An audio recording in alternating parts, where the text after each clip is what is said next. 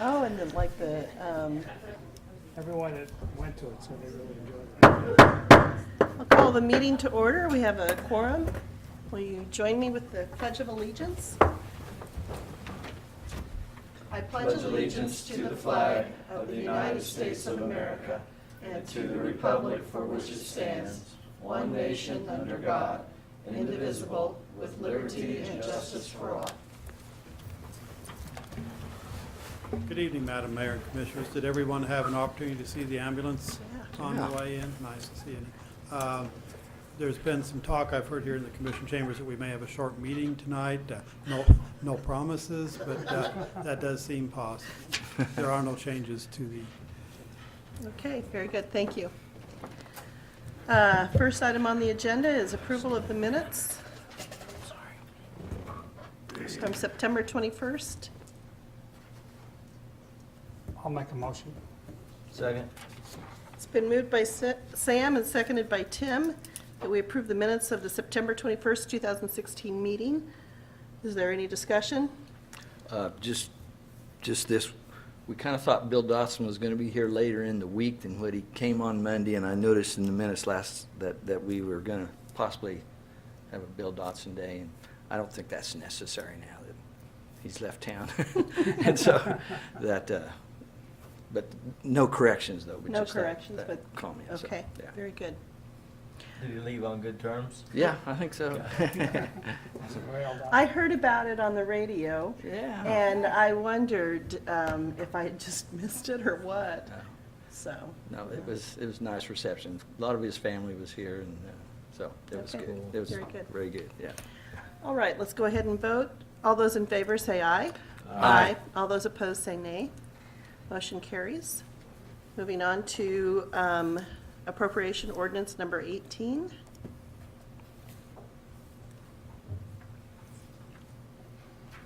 I was just going to ask Ron about the road salt. Is that enough for the whole season? That $2,400 worth, or is that partial?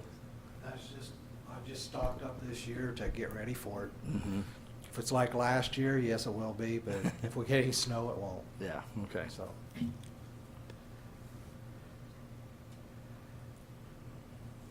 Well, I'll move that we approve appropriation ordinance number 18. Second. It's been moved by Tim, seconded by Lyle, that we approve appropriation ordinance number 18. Any further discussion? All those in favor say aye. Aye. All those opposed say nay. Motion carries. At this point, we are ready for public comments in our agenda. If there's anyone who would like to address the commission.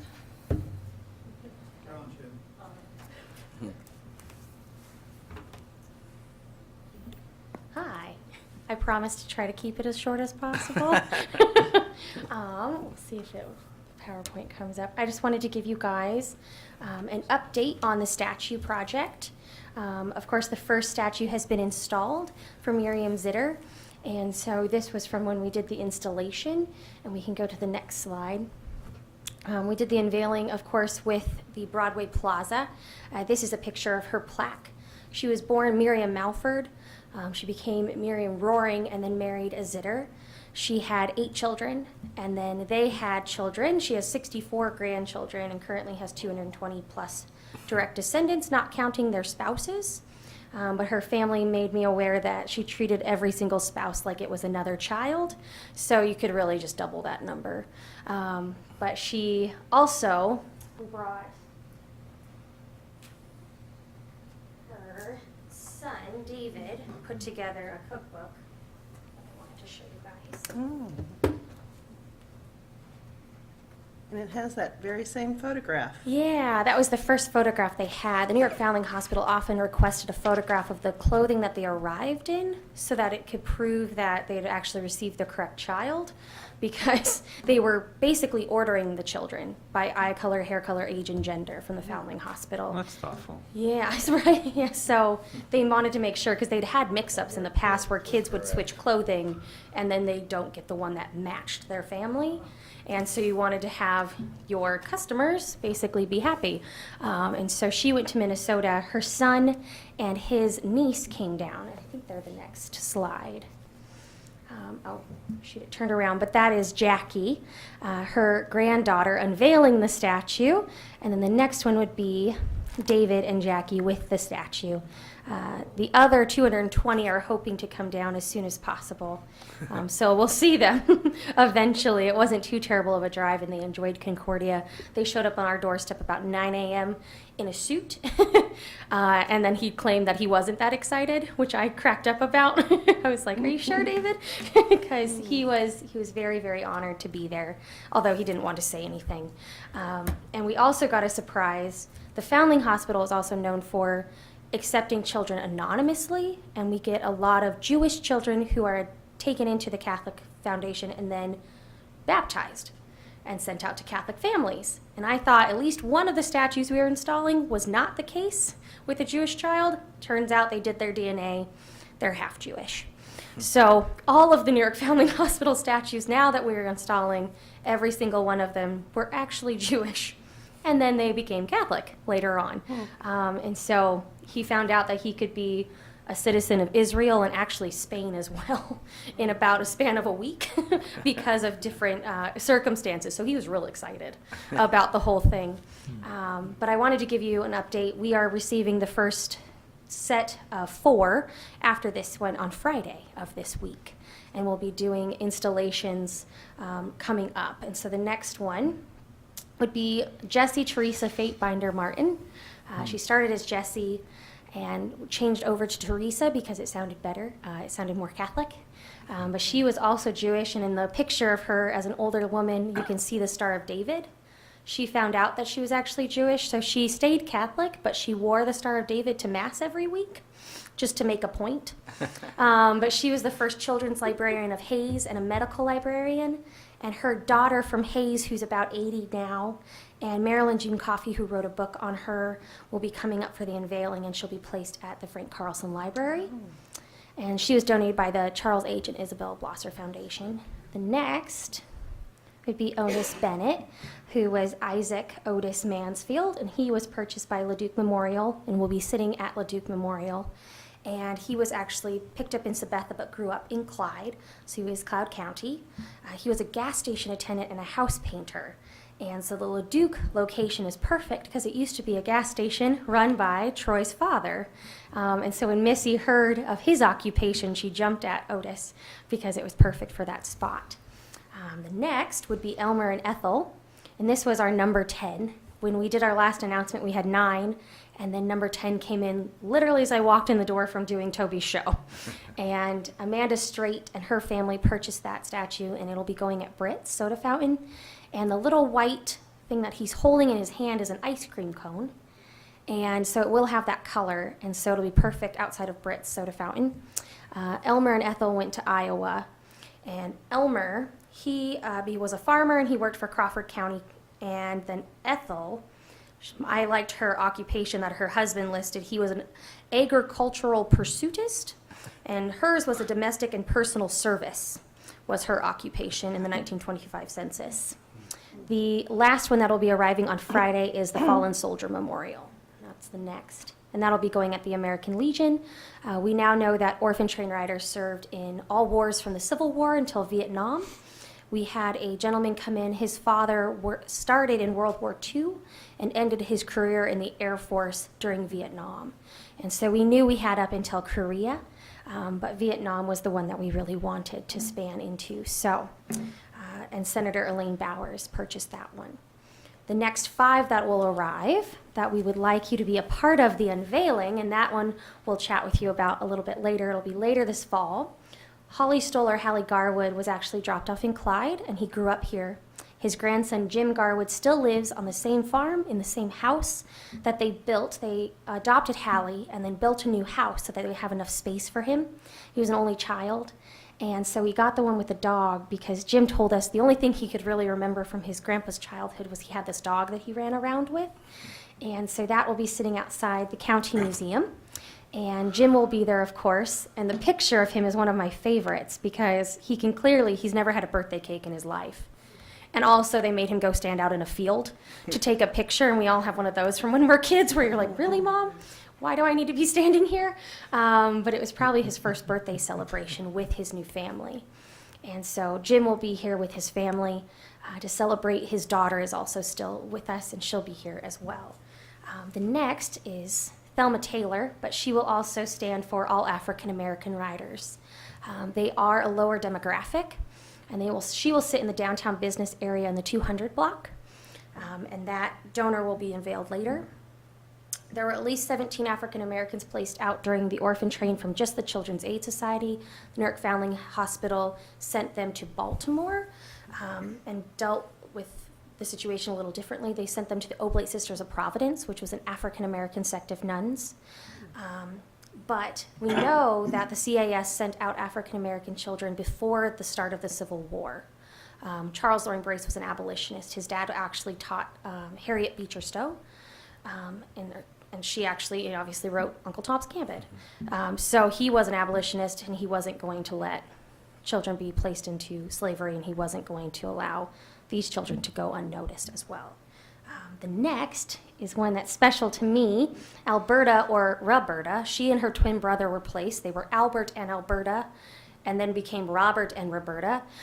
So they kept with that trend. And the 9 Cole children rode, and most of them stayed here in Kansas, and they all ended up in the Marion area. And she was the last to pass away, and I got to attend her funeral in Marion, Kansas in 2014.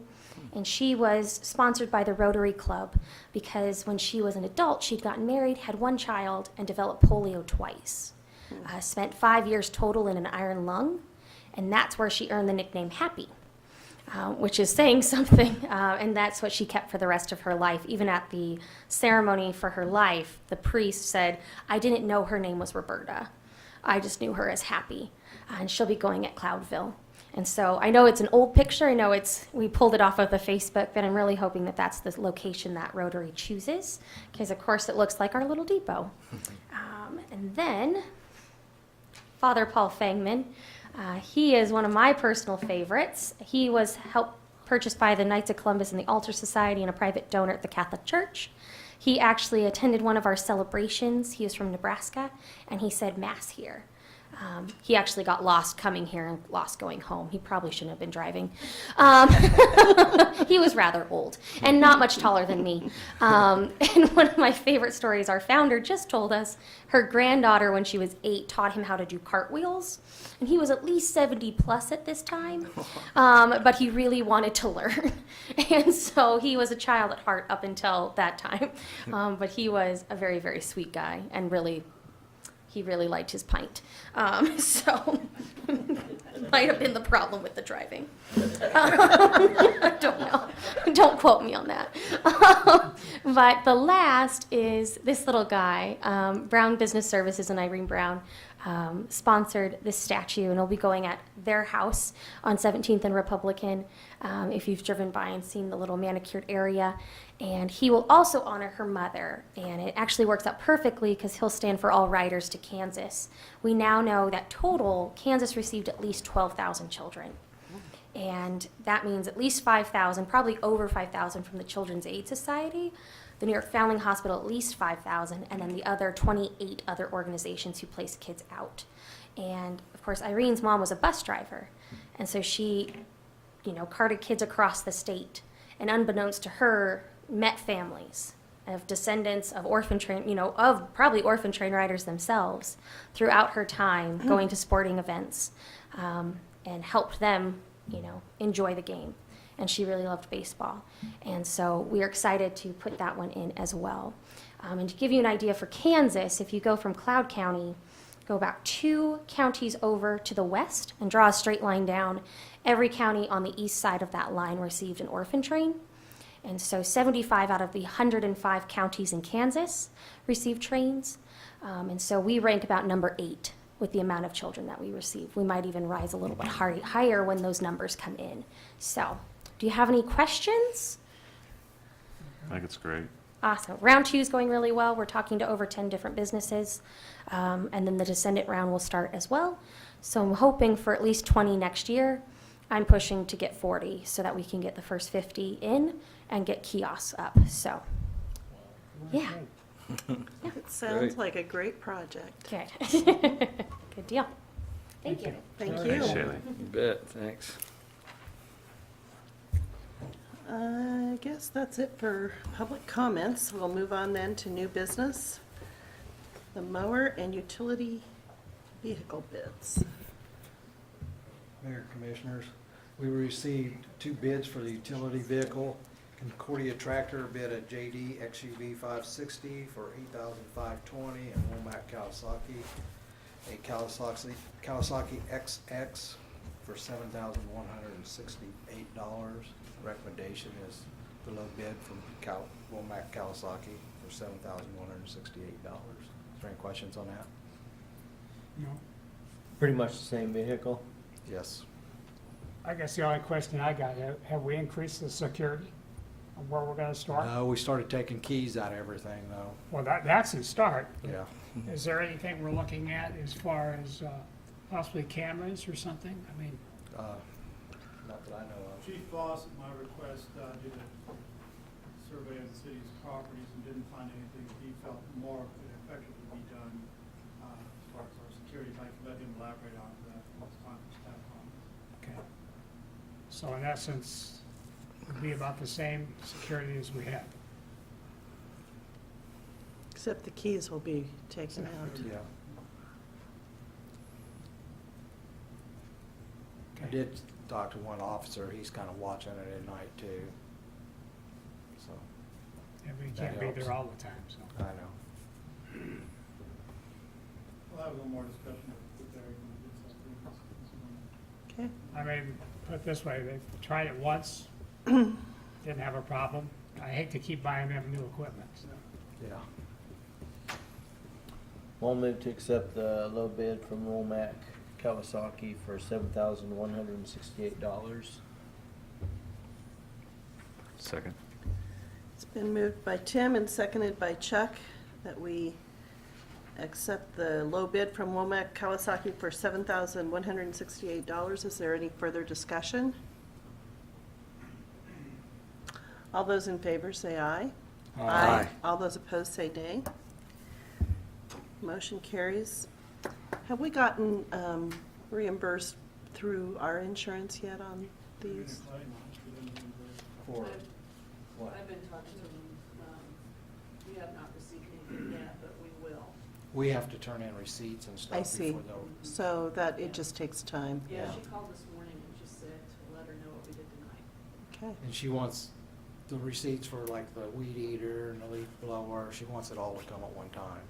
What's our deductible on that? 2,500. 25? Okay. No? Now, are these parked in a shed? Yeah, and the shed was locked or Yes. will continue to be locked? Okay. Would they use a bolt cutter or?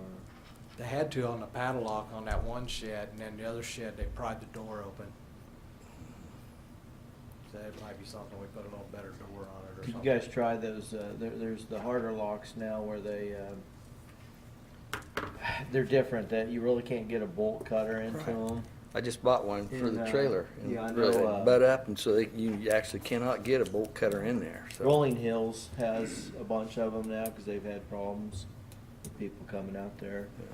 And it's more, it's shaped kind of like this. Right, it's a The actual round. lock, and they are a lot more secure. Because I know I went out to my storage unit about a month ago, and my key wouldn't work. So I kind of looked at it, and I had a totally different lock on my unit. And I have Bill's number, so I called him, and he says, "Well, I'll be right up." So after I talked to him, I happened to look over at the next unit, and their bolt was cut. So somebody like cut the bolt off of my storage unit, put a totally different lock on it, and then cut off the bolt to my neighbor's. And so he's kind of switched them all over to the new lock, and they are a lot more secure. Yeah, and there's even a new one that I have for my trailer. It's a big kind of a knot here, and the lock part, butts up like that, so you can't get that bolt cutter in there, between there, so, show it to you. We can look at it. Just make it tough on them. Yeah. And I think that there's, we can talk about it with Chief Voss, but I think the challenge is then you really lock up the door, then they get to prying out of the door, so we leave Knock the security on the window door. out. And then It's just, gotta be secure too. Okay, we need to move on then to the Mower. mower, yeah. Okay, I received 4 bids for the riding mower. One from Concordia Tractor for $5,350, Crier mower and electric for $3,500, Budrow muffler, $3,756, and another one from Budrow muffler for $4,477.20. And I'm recommending the low from Crier mower and electric for $3,500, which would be right at the same mower that we had. I'll make a motion to accept the 3,500. Second? It's been moved by Sam and seconded by Tim that we accept the low bid for the Toro 731 mower in the amount of $3,500. Is there further discussion? the only question I'd have is, I mean, are these pretty equal across the board, or is there any difference in quality and ability? I'm Could we gonna get a say the little- only one from like Budrow muffler, that expensiver one's might be a little bigger. It's a 54 inch. Okay, Current mower and electric's a 50 inch, and I think John Deere's is a 52. So you're talking 2 to 4 inches difference on the deck. They still got all the strapping kits and a bagger and stuff. so you wouldn't get like a lot of value for just a little bit more, it's pretty, Yeah, no. Even the horsepower's, it's pretty close to the same. All those in favor say aye. Aye. All those opposed say nay. Motion carries. Thank you. Thank you. Moving on to resolutions, the public forum policy. Our first resolution this evening, Madam Mayor and Commissioners, ask you to approve a policy as to what will or will not be approved for viewing on our screen at Broadway Plaza.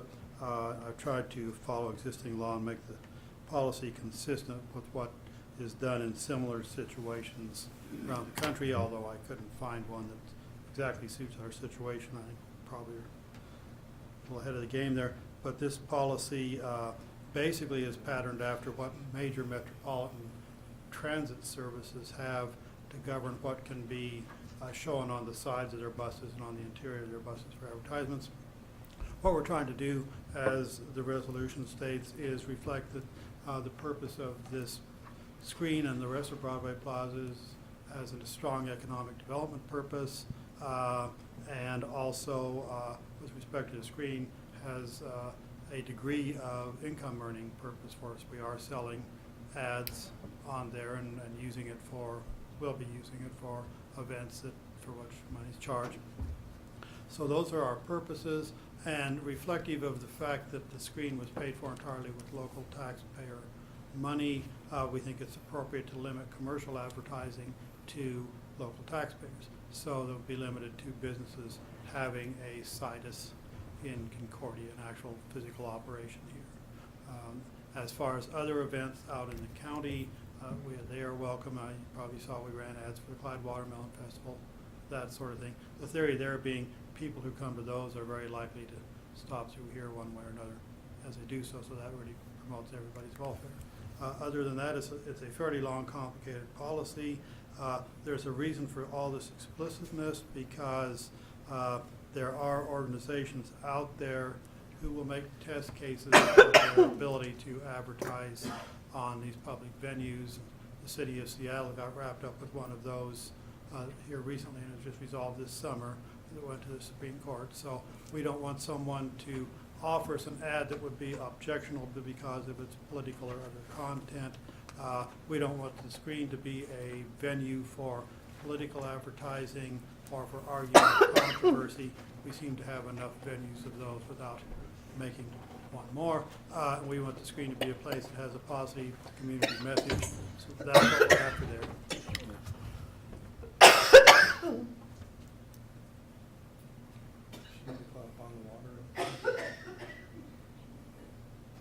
Pro Tem. Bruce Pro Tem, no.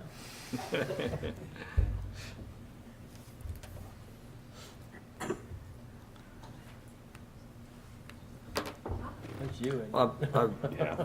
went on ahead to About look another at couple more. how much income we've already earned from advertising, which is substantial. Yes, we'll have a little report on that this evening from Jessica's. Good. Chrissy, I've got some answers. I thought I had cough drops, but I couldn't find them. This is the first time I've actually driven a commissioner right off the fence. One of my little Now you know what it presentations. takes. Hit the tolerance level finally. You know, once you start, Larry, it's hard to stop. Take a hint, right? Okay, therefore, I will wrap up my remarks on this subject. We did go through this at great length at a study session, so unless you have questions, I recommend it for your passage. A question did come up in my mind, and I don't like how my mind works sometimes. What if somebody who's a resident but has a business elsewhere?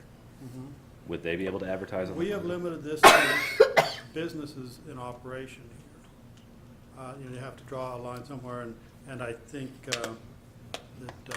that's probably a reasonable one, but we haven't had the subject come up, I will admit.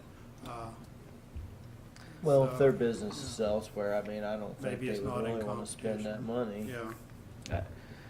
Like I said, I don't necessarily like how my mind works, but I thought this That's an could be a interesting- situation that could come up, and now would be the It's very time. easy to throw out examples on the margins of this, so we'll have, and this may evolve, and if we have something like that come up, I'd rather not accommodate it at this point, but if somebody comes along, I guess we can be thinking about it. Because I could see how someone who lives here but has a business in, for example, Belleville, might want to do that, which I'm not sure we would want to do. I don't know that we would want to either. I think that person could make an argument that their taxes, as much as everyone else is paid for this, and they That's should true. have the benefit of That's using true. it, even though its purpose is to sponsor or to encourage downtown business, which has been very clearly stated. Thank you. Having been forewarned, I'll kind of come up with a good answer for that, be ready if it occurs. But I think, and then you get into ownership and degrees of ownership and degrees of interest and so forth and so on. So it's much easier for us to determine if somebody is actually doing business here. So, Fair enough.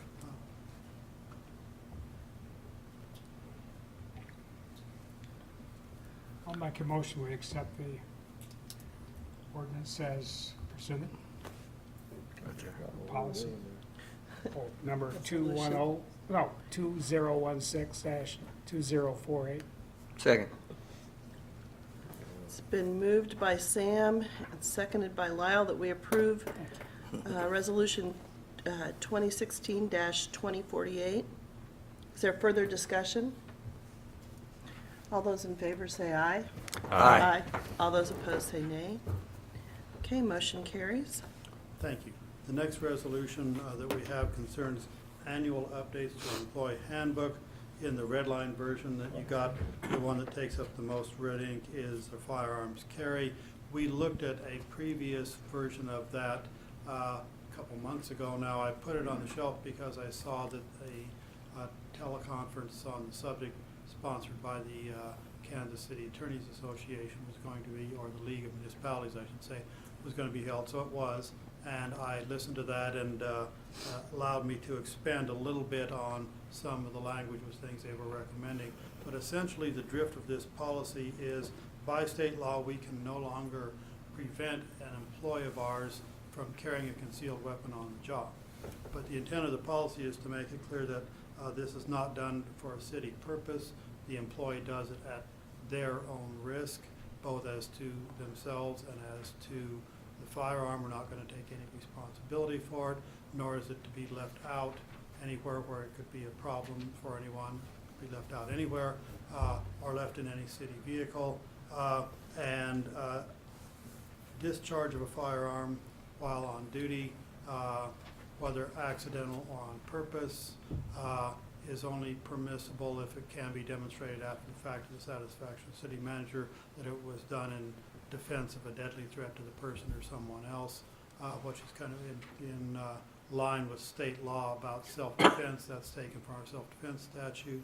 Other than that, it's treated as a very serious personnel matter but the language that's used in there concerning that is the language we use to mean that if we want to on this, we can skip straightly to the termination phase of a person's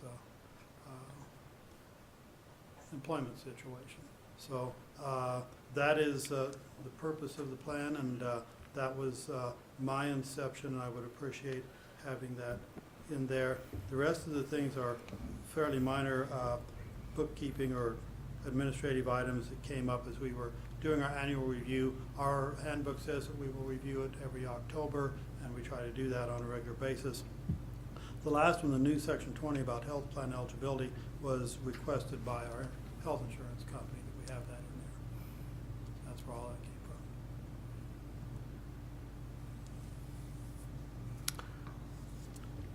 I'll move to approve Resolution 2016-2049. I'll second. It's been moved by Lyle and seconded by Sam to approve Resolution 2016-2049. Is there further discussion? I guess I have all the questions, and I apologize. I guess, and I appreciate what you said with this, Larry. What I want to take away from it is that there's a fairly clear line between being responsible with this and being irresponsible with it, and being responsible with it be responding if necessary, and if that's the case, that we will do what we can as a city to back that person up and to appreciate their application. If not, that it is very clear of their irresponsibility. I mean, to me, I just want, there's, Yeah, the risk is definitely on the employee for any kind of conduct under this, than what is strictly permitted by the law, which is concealed carry. And other than that, everything, there's one instance, one type of instance you could think of where it's okay to discharge that gun.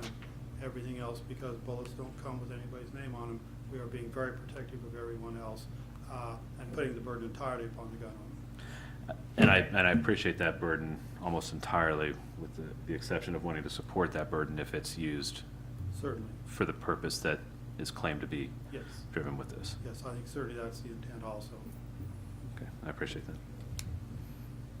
Thanks. Okay. All those in favor say aye. Aye. All those opposed say nay. Motion carries. Question, Larry.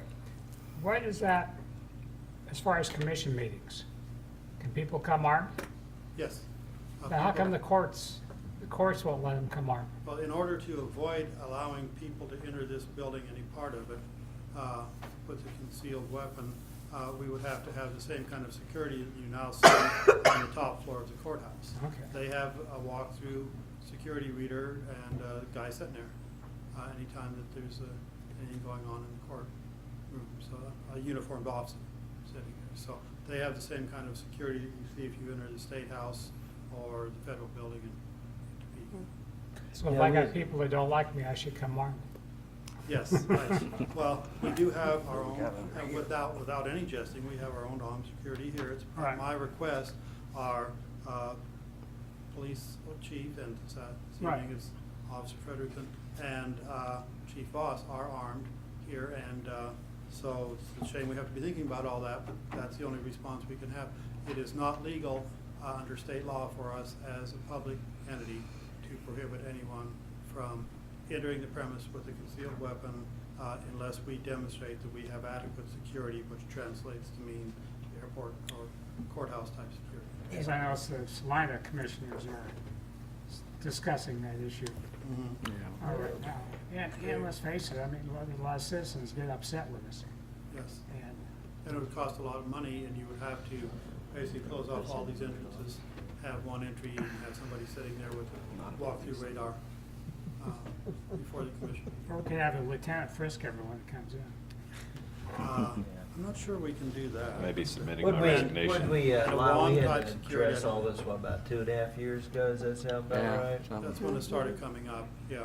Took a That's while when to- these holsters under here appear. Right, yes, Right. right. Yeah. We'll let them know. My plan is just to duck and be warned. Duck, yeah, We're duck not- fast. Actually, you don't make plans for those things. No. And Yeah, so we'll forth, just so- have so- Chief sit right behind him. Mhm. Well, we have people sitting here who are trained to recognize trouble before it starts, so think that's probably the best. We still let you in here, Larry. That's right. Don't- I don't can make a talk them right mistake. out of the room.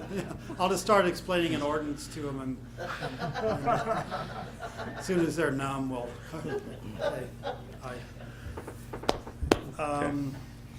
do we Watch see- Toby will come on. Yes, oh, next excuse me, we're time. still on the forward with this. Okay, I think we're ready for your report then. Did we pass that? Yes. Okay. Yeah, Okay, we passed then, first thing, do you have the highway plats, please, of the property drawings up there? That, one, yeah. Okay, Kellen Johnson prepared, delivered to us this week, this plat of, this is the city-owned property, on Highway 81 that they just did finish, the contractor finished, fine grading the lot and planting the grass last week. So this is what we have, Lot 2, Block A, 41,200 and something square feet, I can't read it here. So basically, an acre of ground there. And, was that, I'm right, that's basically an acre, right, 42,000 square feet. So, 41,000. And the line that you see here is, on this side of that line, the property is not quite above the flood level of the dam. The rest of the land on this side is above the flood level of the dam. On this property that now exists, you could put parking lot, but it would be problematic to put a building, or you'd have to at least pay attention to have it built up enough. Would be possible to level that off if we had a customer. So what I plan to do, if it's all right with you, is offer this property for sale.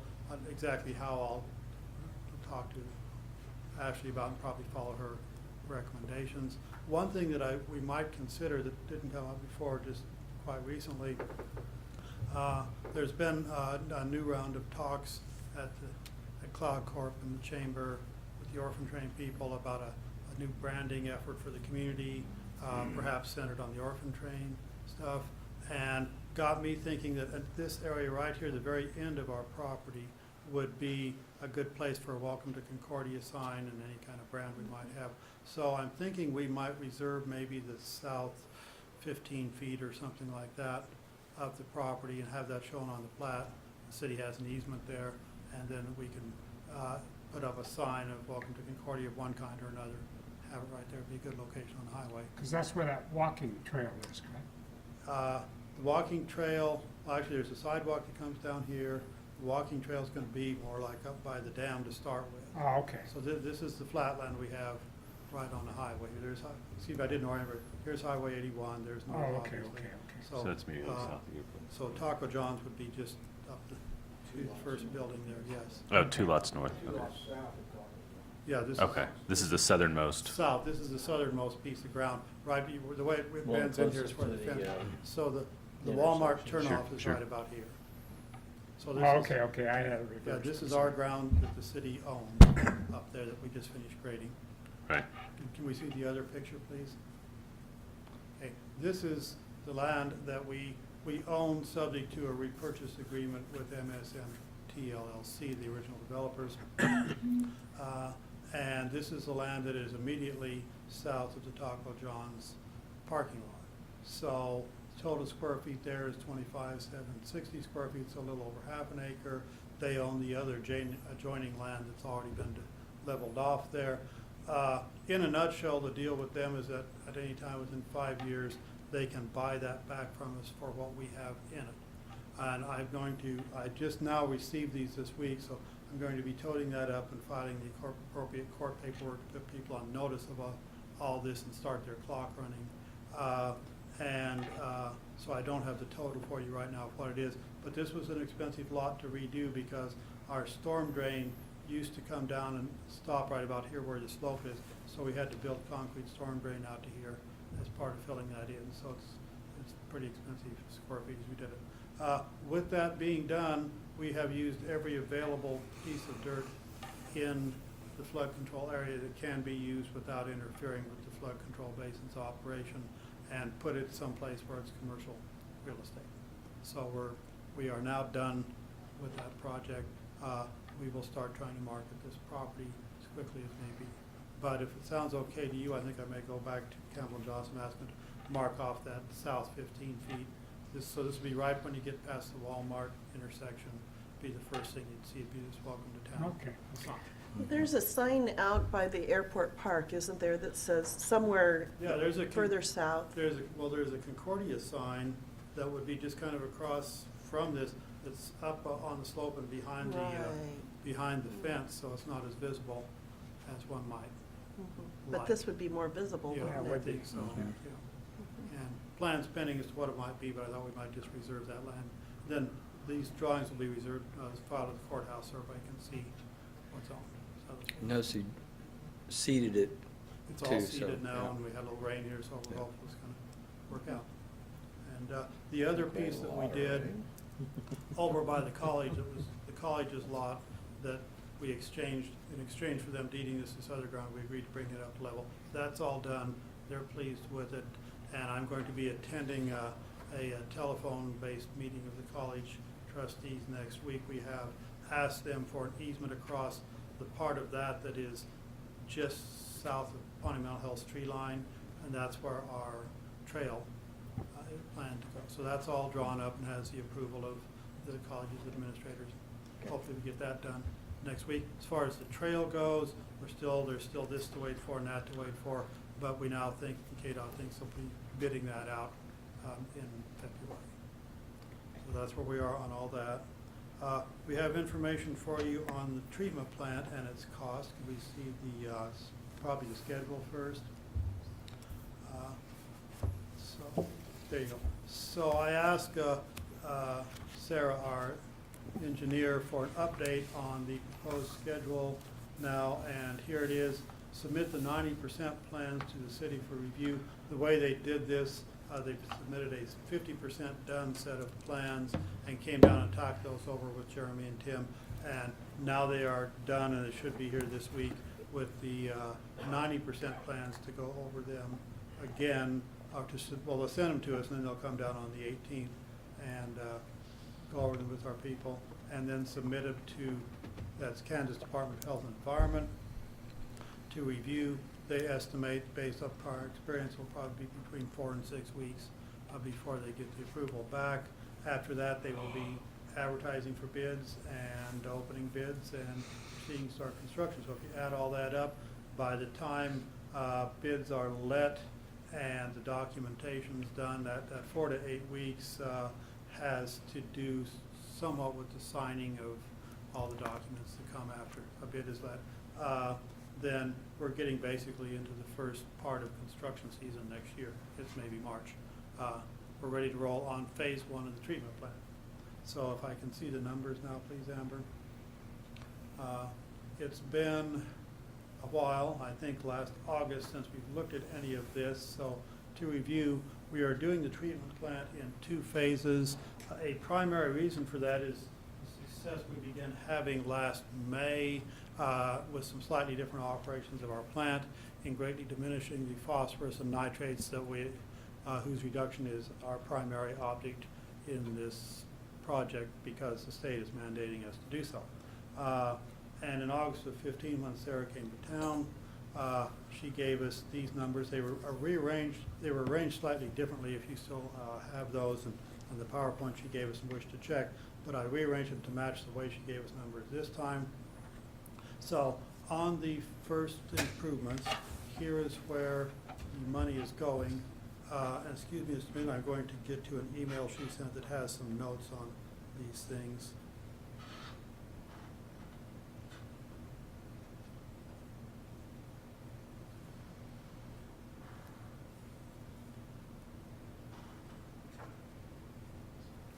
Well, that's what, 20%?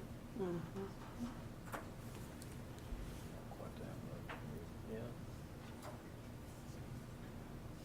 Okay. Okay, so the screw press. You see, Screw press went down. August it was 602,400. October it goes down to 532,500. I only did get these numbers in Monday, so I apologize for not getting to you earlier. And I will warn you, the numbers don't all run in this direction.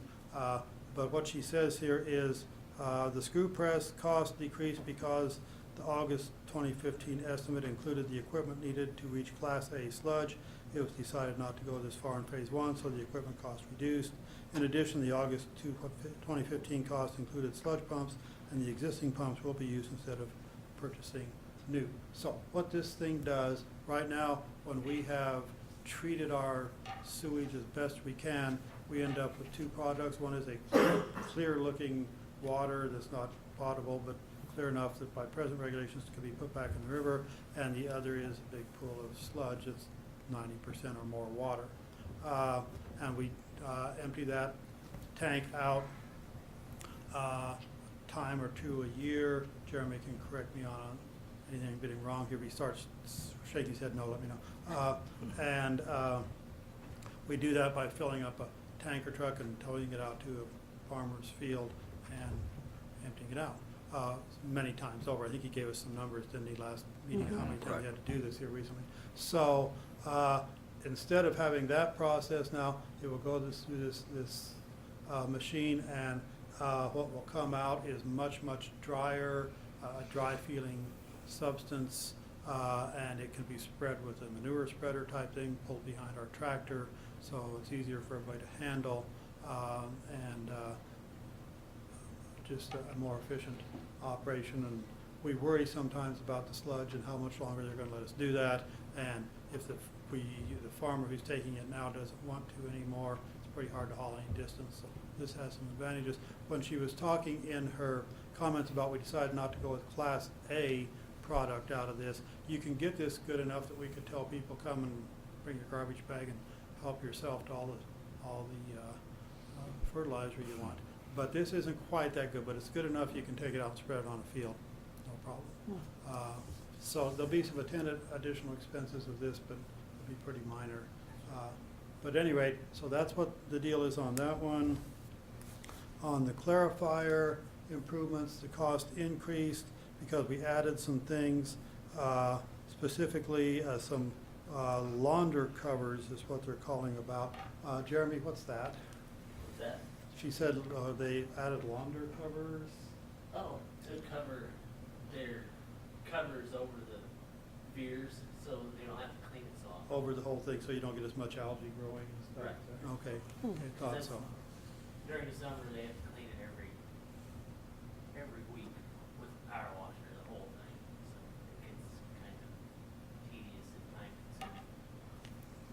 The grit removal equipment, that does exactly what you'd guess from its title, and turned out to have more installation type modification work than they had previously thought when they got down to the plan, so that's why that's more expensive. Our current one of those quit working a few weeks ago, so we're anxious to get one into the system. Replacement of aeration system guide rails, increase to address temporary operations and cleaning of the basin. So I think they just added more guide rails to help us in more situations. Right now, the guide rails that we have out there now, you can see where they're starting to rust and this sort of. When we say guide rails, we're talking about this would keep you from falling in the tank if you happen to stumble or something. So important part of the operation.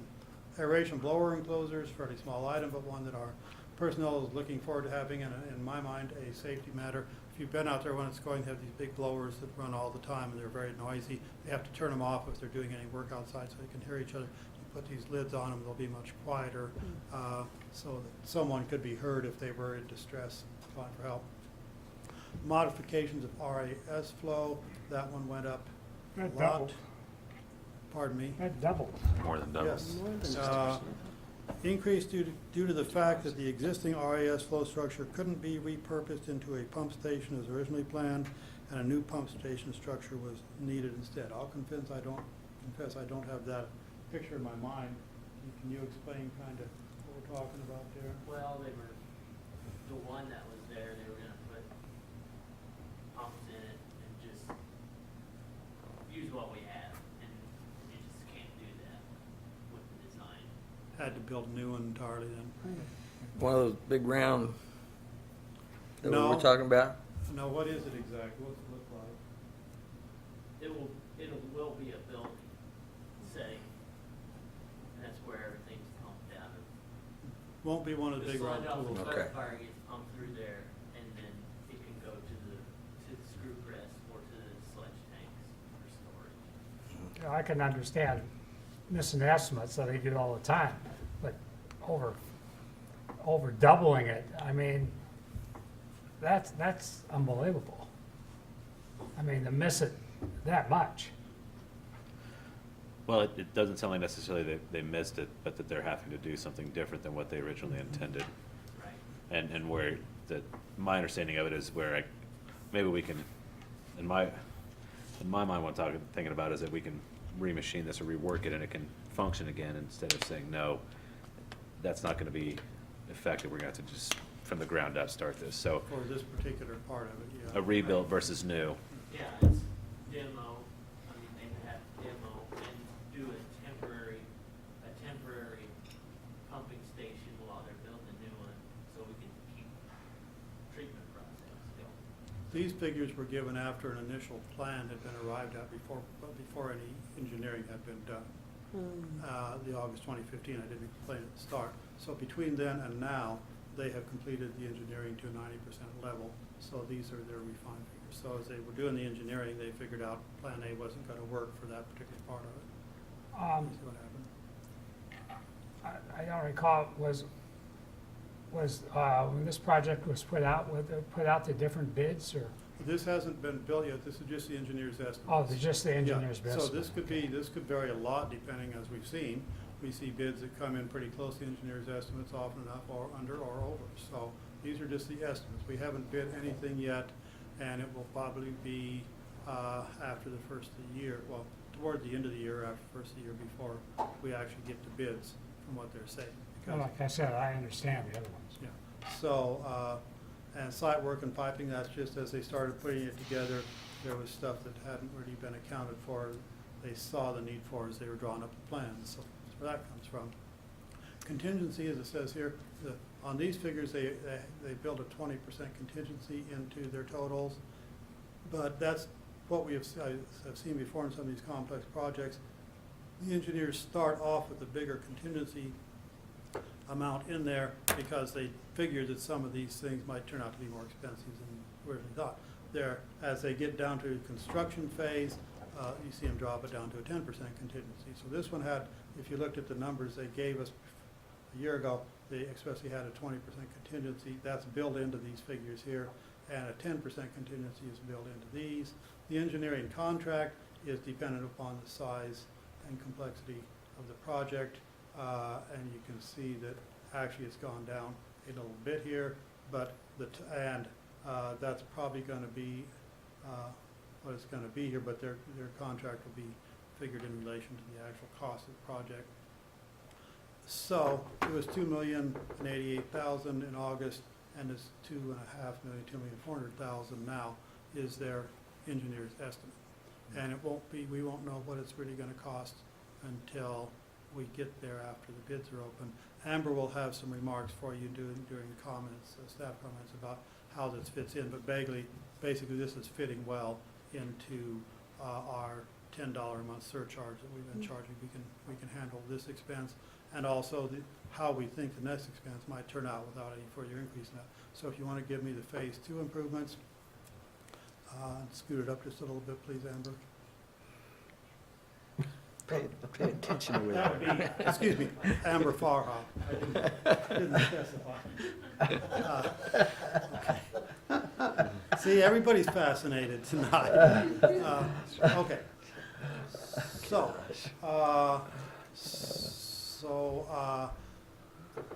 All these are items that we will do in the next, she's getting back at me. Okay. All these are items that we will be done, if they are done, or will be done to some extent in the phase 2 improvements. Just to cut to the bottom line, you can see that everything in here is a lot more, is twice what we're doing now. But these numbers are, for the most part, numbers that were in, or took account of everything that was contemplated in the original engineering plan that was drawn up before we started experiencing our recent improvement in the numbers, just due to our operating changes. So, and that's been going on for a year and a half now, pretty consistently. So, it's our thinking, and while the engineers aren't willing to swear by anything until they actually get to a plan, that a good deal of the costs that are shown in yellow is going to go away. The installation of influent flow meters, we think that's going to be sharply less because if we're able to avoid some of these other modifications, we don't need as many of those. Treatment process modifications is exactly what we were talking about having to do, which goes, you go back to the big open pits that we have, 3 of out there, in order to do what was thought to be necessary before we were able to improve our current performance, they were having to modify how things go back and forth, big holes through cement walls, and that sort of thing. $1.5 million. We are hopeful that that is going to disappear or shrink very significantly. And then this instrumentation and automation, we expect will drop pretty sharply because if things keep going like they have, we don't need as many instruments to keep track of it as we do if things don't keep going like that. So essentially, we hope that's going to be a lot simpler, and the contingency, which is shown here 20%, if all these other numbers drop down, then that's going to drop down too. Contingency, of course, is what it means. I kind of skipped over that. I think you're familiar. You start doing this stuff, it doesn't always go according to plan. That's why you have a contingency figure in there. And then the engineering contract, also based on value, would drop accordingly. So we are hopeful that we might get out of this for another couple $1 million. So that would be total of $4 million instead of $6 million. I'm having a hard time reading that. The engineering contract is right down. 737,975, yes. Thought that was a 7, but I wanted to make Yes, sure. yes, I definitely is. So we're talking about $1 million worth of engineering if we do all this. Probably $750,000 of $1 million if we do the low, if we avoid some of these costs. So this is a very big money deal. It's one that we do not have options on. We must do some of this, must do some of it to meet the phosphorus and nitrate guidelines. This part of it, the automated system, is pricey, but operating with this level of finesse to take this out, you know, we're already seeing some of this is stuff we had ordered and installed this week. Jeremy will tell you about that. Makes it a little more important to do this. All of our controls, all of our electronics is outdated and worn out now. So that's some of what's going on here is changing that. The big item on there for replacement of facility electrical equipment is another big item. I've mentioned this before. We have electrical parts out there that say Zenith on them. So we have, you know, since they were last updated in the 1970s. So by the engineer's judgment, and we concur, there's not much we can really skip here without ruining the day sooner or later. So that's the plan. It'll be at least a year from now, I think, before we are seeing what actually happens with phase 2. But we'll know a little bit as we go along. You know, they haven't even started the engineering on phase 2. So as we requested them to do, we're starting off with things. Phase 1 has things we know we need to do, whether regardless of what else happens. And we won't be rebuilding anything in phase 2. Everything would be just right where it is. Then everything else will be built around it. But we won't know until they get at least halfway done with the plans for phase 2, a ballpark of where we're going to be. So sometime mid-year next year, we'll probably know that. They plan to start on this engineering for phase 2 as soon as the bids are let on phase 1. So that's what's going on with all of that. So nothing we can really tell you for sure now, except the schedule is getting more definite and the costs are getting more refined, and it's going to cost a lot of money. The original estimate was what, $6 million? 6, yes, yeah. And so if we hold up on what we think will happen in phase 2 and some of these numbers, we might see something more like $4 million. And if we do, then we're in pretty good shape as far as paying for what we have coming in, as Amber will discuss with you in more detail. The only other thing I already had just to note, I did file that grant application for leadership training scholarships in Wichita to be shared by ourselves and the school district and the college at Cloud Corp.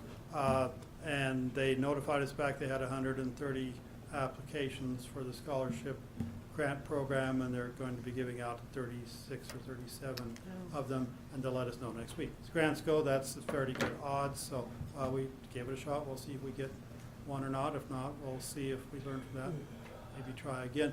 If we get it, we'll be sending 40 people, with the first priority being elected officials, to Wichita for a 3-day training at the Kansas Leadership Institute. And that's all I have, unless you have any questions. Thank you, Larry. Okay, commissioner reports or comments? Anybody have anything? Just I'd like to thank city staff and Jessica for the little blurb on the big screen when Bill Dotson was in town. So I thought everything went really well, so thank you. Thanks. Yeah, I'd like to thank Larry and, for getting on that problem on 11th Street there, with shortstop. I appreciate that. Let's hope they react and get the thing repaired like they should. We will get it fixed. There you go. I appreciate that. I thought that the Broadway Plaza grand opening went very well. It was well received, and I've heard a lot of really positive comments. A couple days ago, I heard one naysayer, and it was like, oh, I haven't heard anything like that for a while. So, You got your voice back. kind of. I mean, geez, I'm still battling this crud. So, I hope that poor guy that spoke after me and had to hold the microphone. I hope he didn't get too sick, but ITC guy. So anyway, thanks to you guys and because I know that took a lot of work. And the police presence during the Fall Fest parade, I thought was real appropriate, so, Yeah. yeah. I had a few things. This was a question asked of me. I didn't have a good answer, so here I am. This person had some questions about the leaf drop at the park, and when we all pay money for the landfill, why don't people just take it out there, and why do we spend city money hauling leaves? I didn't have an answer for him. I kind of said that I thought because there are folks that may not be able to get out that way, or it might be more convenient for some folks. I was pressed for more of an answer asking that. I can just, what happened is how it started. When we're sweeping leaves up, I dump them there in the city park, and people just kind of started doing it and adding to it. I dump them out to the sports complex too, because when you're sweeping leaves, your sweeper fills up pretty fast. Sure. And if we got a closer location, we can do more and get more swept, and it just evolved from there, so. And I know, you can think of it this way too, they're running out with their vehicle out there 5-6 miles and back, we might be saving a little gas money there if we're just hauling them from there down there, whatever. I have really no answer for you either. I think that's a perfect answer, Ron. I Kind think of a that, courtesy to the Yeah. citizens. Yes. and so a combined efficiency for citizens and city staff, and so we're not having to load trucks out there. We can just do it all at once. Right. That makes perfect sense. Okay. Another thing I wanted to thank Jessica. I really felt like we were on schedule for one of the best fall fests we'd had in a long time. The Broadway Plaza certainly played into that, and then, as it seems like has been the case this summer, the rain came. So I thought it was really great. I really do appreciate the extra coordination. My wife's class reunion was that evening, and we had plans, and so trying to figure out what we could do, what we couldn't do. Was able to talk with Larry and with Jessica and came up with, I think, some good options. We ended up having a more relaxing evening than that, and that was just fine. But I appreciate the opportunity to coordinate that. So the last thing, I picked this up when I was in Wichita, and Larry, I'll give it to you, but it was, my aunt has been helpful with an agency she works with, provides housing for women transitioning out of domestic violent households. But anyway, this was a pamphlet on their walls, and it was a guide to good neighborhoods, and it outlines some of the city's ordinances and kind of just what's it kind of like, and it kind of addresses some of the street clippings we talked about, the late night noise complaints, and it seems like kind of some of the issues we've dealt with in the last few months are pretty well and easily surmised in this or put together. So Newsletter material. it seemed like it was a pretty straightforward way to kind of address some of these in a friendly, positive way, but kind of also a challenge to folks to be a good neighbor. I think that's really what we're talking about with fireworks and grass clippings. So I'll try to shut up after. You don't live by me. Thanks. Okay, staff comments?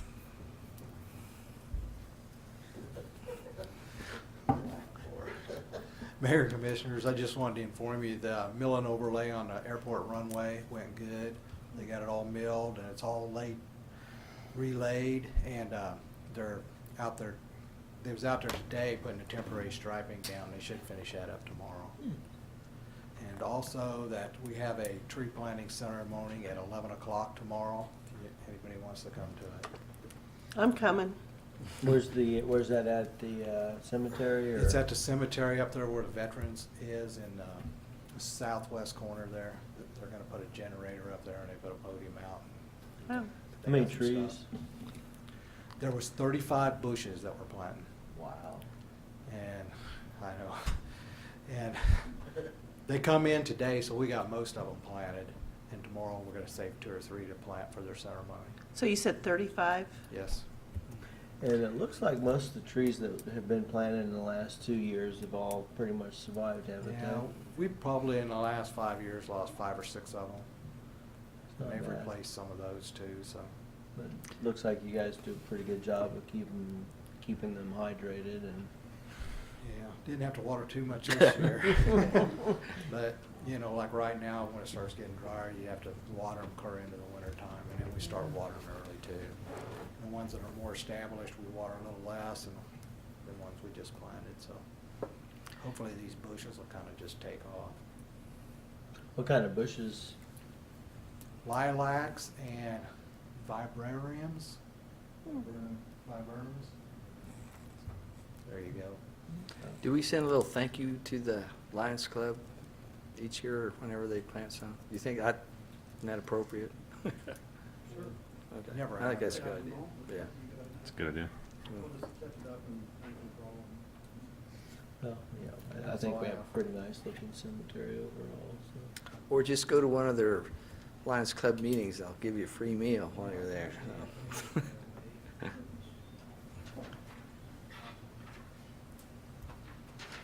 I was just gonna talk a little more about the wastewater treatment plant. Our balance in that fund right now is 518,000, and we make about $23,000 a month. So about 280-ish thousand dollars a year. That's about what we had last year, 280,000 in that fund. So, and the reason why we don't have more than that is because we've already spent some engineering out of there based on those numbers. But I was thinking that by the time we bond this, we could pay 500,000 of it out of our current funds and bond $2 million. So we can do that over 20 years, and the payment would be estimated to be $133,000 a year. So assuming that phase 2 is the same cost, we could do both of those as 20-year bonds and have enough with our current rate to pay them off. But then the rate would have to continue, obviously, for 20 more years, so. 20-year bond, that's pretty typical for this type of project, right? Mhm. How much did you say it would be a year? 130? 133,000 would be the debt payment every year. And we're raising 200 and about 80. Mhm. Great. And that was on 2 million, so if the other phase is about 2 million, then. That's from the $10 a month wastewater treatment charges on everybody's bill. We started that several years ago, you'll recall. There's, I think people have kind of complained about the water bills, but I think it's one of the best things we've done, funding this a little bit up front, so that there's not such a sticker shock Sure. once we are paying for it. The plan was when we started it, we'd have 3 $5. That's what I was We did thinking. 2, and so if we come out of this like you think we might, we won't have to do number 3. Example. Thank you. Good.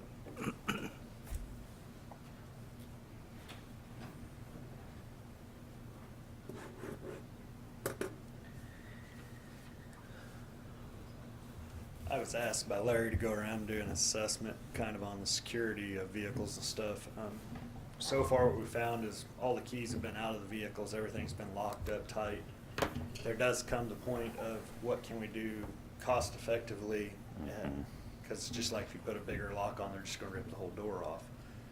Chief Johnson's going around doing the same study, and then we're gonna get together and compare notes with the sheriff and see if we can come up with kind of a conglomerate, if there's anything we need to do. So that's an ongoing process. I did mine. Chief Johnson's gonna do his, and then we'll kind of compare notes and see what we can come up with on that. But there comes a point of how much money can we spend, and then you can always just cause more damage to get what you want.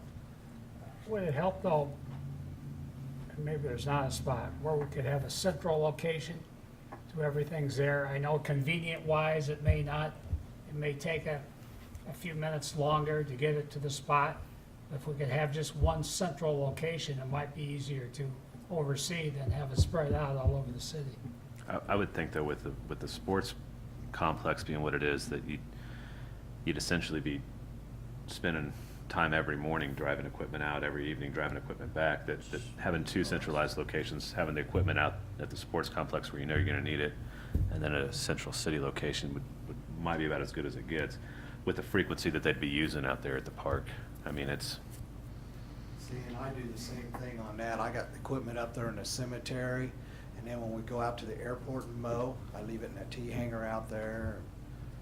You know, so it's close. It just makes it handy. You start roading that stuff, you're a half an hour getting out there just from the cemetery. You know, they don't drive that fast unless you start buying trailers and stuff, and hauling it. So I got 4 places that we store equipment. Makes it Different easy locations. pickings.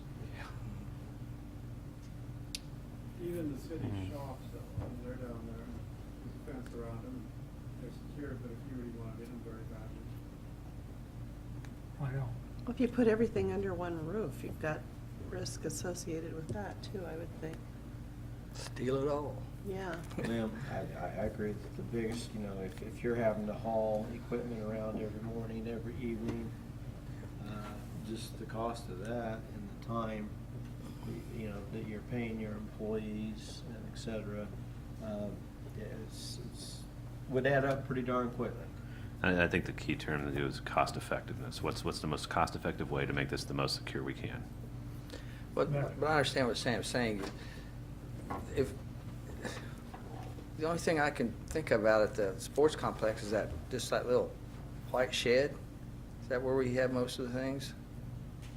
I mean, do we need to kind of put in the budget maybe a metal garage-sized building to make it a little more secure? Well, on my future plans in the budget, you'd see where I set back $500,000 in some of my notes at the bottom to start the design work of a building and build a building off the one end of the thing just for our equipment and stuff. And then the center building would be built up just for, you know, your concessions and your announcing booths.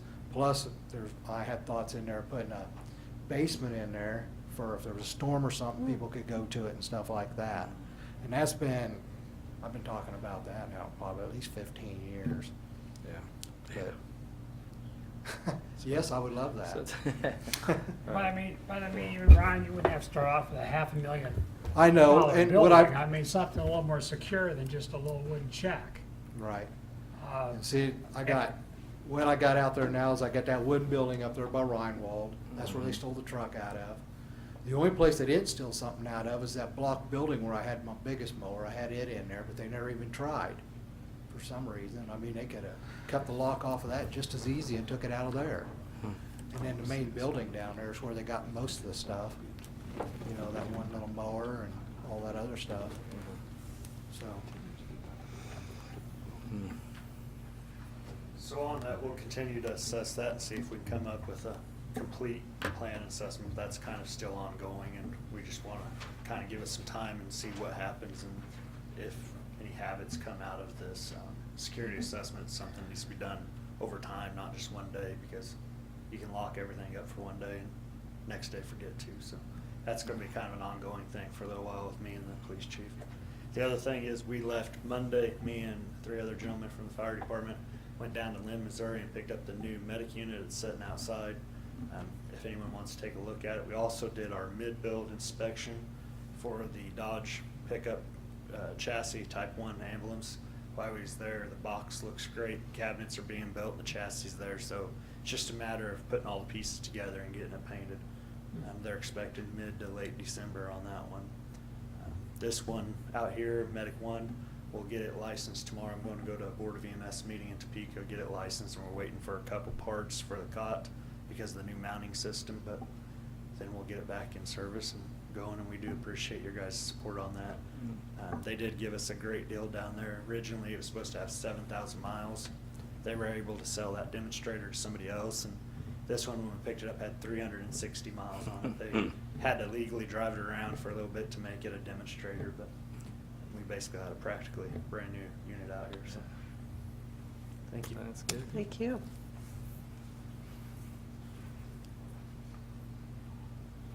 At the wastewater plant, we got the ore fired up today, this afternoon, that you guys approved probably a month ago. So we had the representative from who YSI was there today and got it going. So we'll see within the next couple weeks how it's working. Are our numbers still looking good? Yeah, they're a little higher than they had been in the past, but that's because of the not having an ORP and the data that it shows us on a daily basis. So this should help out. And those numbers, even though they're higher, since we have such great numbers in the cooler months, we can stand because it's an average over the year. So So this won't negatively affect any of that. Good. thank you. Thank you. Yeah, and I want to thank you again for coming out and looking at why we were having water pressure problems out at Taco John's, and not just 5 minutes, but really trying to help me. I appreciate Yeah, that. I can explain to you, there's always a reason for stuff like that. Okay, go ahead, Bruno. I won't be at the next commission meeting from the 16th through the 25th. I will be attending the national conference in Kansas City of the International Code Council. And I think I've mentioned this before, but I'm a member of the Heart of America chapter, and that's just one of the host chapters. And I'll be coming back in between time. I won't be there the whole time because there's no way I can pull away from here for that long of a straight period. So I'm sure I'll be debating codes with contractors during the time or something, but we're looking at 2018 codes and voting on them. In fact, Chief Voss is a voting member, and they can do it through the computer now. But I'll be attending the actual deal. First time I ever had an opportunity in 16 years to go to a national conference, because it's in Kansas City. I mean, usually they're in Boston or Seattle or Florida or something. So. Well, with going to conventions through my business, I've learned a lot of times just the opportunity to talk to other people that are in similar Wonderful opportunity to situations. network You with can other learn states. a lot just from that. On we have our organization, we have an annual business meeting, education conference, and we network with people all over the state, big jurisdiction, little jurisdiction, but this will be an opportunity to network with other states and other, organizations. There's state organizations that have thousands of members, we have 150, so it'll be interesting to kind of see what's that all about, so. I'm doing it very frugally. No power and light. I'm staying with my brother-in-law. All right. Saving motel costs. Well, good for Yeah. you. I appreciate that. Yeah, Bruno, that's appreciated. Yes. Well, sometimes you have to tap family resources. Next time I go down, I'm gonna stay with you. I'm sure they've offered to send an invoice. Now, what facility are they having it It's at? at the Kansas City Convention Center in Boyle Hall. Okay. right there, you know, where you drive. I've never been in that building. It's where you drive, the interstate goes under. Yeah, Mhm, yeah. And then there's the coffee. So of course, they got all kinds of activities and companion activities where if you bring your wife, which a lot of people do, or a significant other, then they, you know, they have tours of Kansas City, have welcome to Kansas City events. It's a big deal. There will be Okay. probably something like 8,000 people. Wow. 8 to 10,000. That's impressive. It's a big deal. Good. Well, I may a couple of them. Is there any other, did we get everybody? What do you think, Rick? No? Okay. After adjournment, we will have a study session regarding plaza operations. And at this point, I would entertain a motion to adjourn. So moved. Second. All those in favor say aye. Aye. All those opposed say nay. Okay. This may be the record when you're actually here. It's all on her shoulders now. Let me just say, before she gets here, how incredibly pleased we've been to work with Jessica. And it seemed like just when we had a specific need, she was the perfect person with the perfect background to do it. And she's just done amazing work for us.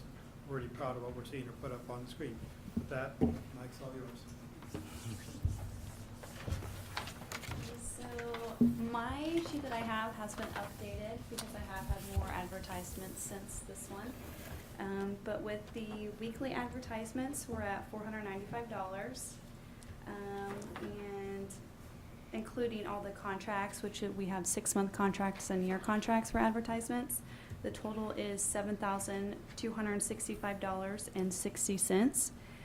The remaining is what people still owe me, but I am allowing them if they want to pay quarterly or monthly. And then payments for reservations, we have $491.97. So the total for the ads, the reservations is $7,757.57.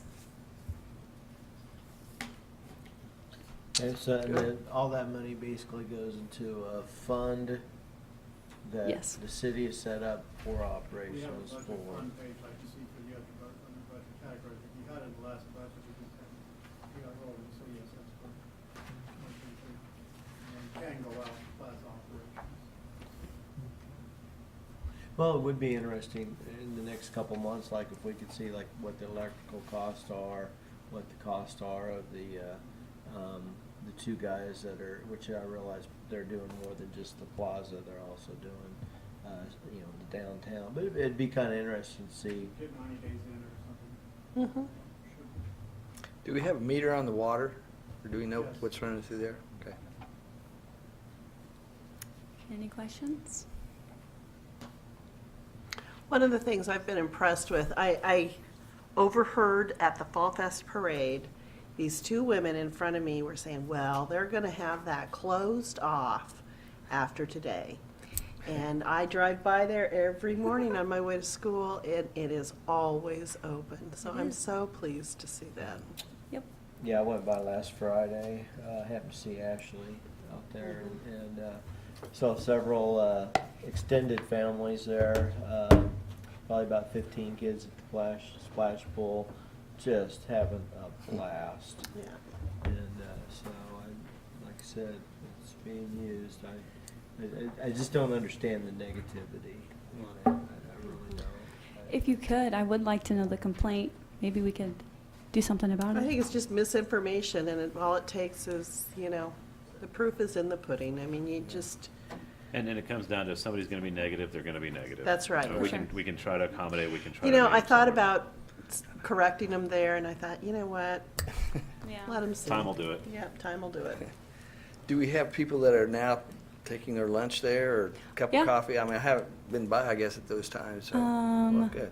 I've ate there a lot Oh, over good, lunch. Good. Yeah. I mean, Well, that's this is the what we want. perfect time of yeah. year for it. I mean, it has Yes. just been gorgeous out last. So what's the plan as far as when the water will be cut off?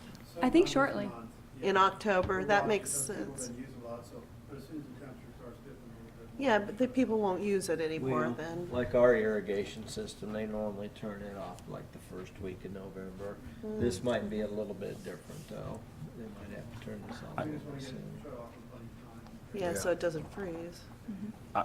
I would probably say if we could keep it running as long as possible, though, then, I mean, I don't want to run in, that's reasonable, and understanding the need to clear it out and get lines cleared and everything like that. I don't want to have to redo everything, but I also want to try to safeguard against, well, here they set it up and it's a 70-degree afternoon, we'd love to run through here and we just can't. And if that's, Yeah. sure. So, And but we if I think can- that's, if it's in mid-October, that's different than being in mid-January. We're not going to fire it up mid-January for a nice day, but if we can hold it as long as we can. We can change the time too if you want it to shut off earlier, before 8. Yeah, so we're starting to get to the point now where once the sun does go down, it cools off quite a bit. When does it faster. open, or when does it come on? 8 a.m. to 8 p.m. Oh, wow. That's a long time. And Yeah. is the city employees, are we the ones that are doing the blowouts and all that, turn it off? And is that your responsibility, Jeremy? Hoods is helping the first time with the splash pad. Make sure we get it done right. How about the ball games? The people coming to the ball games and watching those? There were people last Saturday. I actually said about 15, and we are showing the game this weekend, KU and K-State game. Good. So, yes, the Chiefs. They don't play. Yeah, yeah. Well, that was a nice. Well, that's a good one not to show, I think. I would have left anyway. I did, they had 38. It is BYOB this weekend too. Yeah. Oh yeah, we are getting a beer flag. The shop downtown from our home to yours is ordering us a beer flag. It'll just say BYOB. So if it's flying at the plaza, that means BYOB. Oh, cool. It means Good what? idea. Bring your own beer or banana. You know it'd be Oh, Well, come I on, you do, didn't but I know thought, that. really? Chrissy put on, what is that? I've never heard that Give me a before. break. Yeah. So, I didn't realize that we'd let people bring their own beer in. Oh, very cool. Sisters in Virginia and my brother-in-law's always got a couple cases of Yingling. Have you ever heard of it? I'll drink one for you. So what do I look for? A flag? A flag. On the flagpole? Yeah. Well, we plan on hanging it on the light pole right outside, Picture of WC. east of the plaza. We have leftover poles from the where the Fall Fest flags Huh. hang, so we'll use one of those poles. How's our MASH sign coming? We're gonna have about 20 of us. Oh, Our MASH sign. the sign that shows The pole, the directions. directions. Oh. And Chase Hurricanes. Matt, yeah. Well, I think we're far enough inland. And I just looked at the Plaza web page last night, and it's becoming more and more detailed and more, lots of information on there. Kind of sucks. Yeah. I made as a part of our reunion letter, Oh. that attachment, so. Cool. The directional sign is coming along for the links anyway. So anything you see on the sign, you'll be able to just click on the website, and you can either click on the directions and